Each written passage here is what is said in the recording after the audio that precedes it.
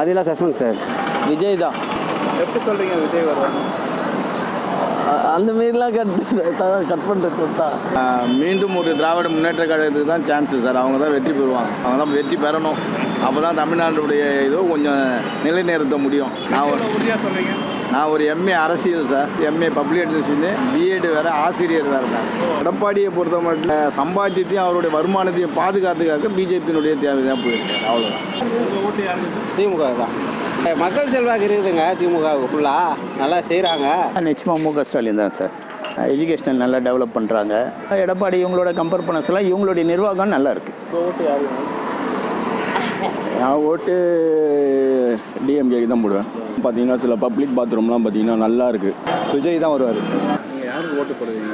ஓப்பனாக சொல்லணுனாக்கா விஜய்க்கு ஒரு டைப் பார்க்கலாம். நான் திமுக கூட்டணி வெற்றி பெறுறேன். பல நல்ல திட்டங்கள்லாம் போட்டுக்கிறாங்க, செயல்பட்டு இருக்குது. இப்போ விஜய் வந்து என்ன செய்தார், நாட்டுக்கு என்ன செய்தார்?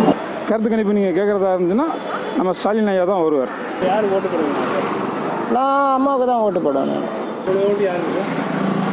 என்னுடைய ஓட்டு அதிமுக தான் போடுவேன். அதிமுக தான். என் ஓட்டம் வந்து அங்கே இருக்கிற எல்லார் ஓட்டம் வந்து விஜய்க்கு தான் விழும். இந்த வாட்டி இந்த சீமானிகமாலாம் போகிறதே வேஸ்ட். அவங்களால எதுவும் பண்ண முடியாது. ஆளுமை கிடையாது ஏடிஎம்கே சைடுன்னு பார்த்தாலாம்.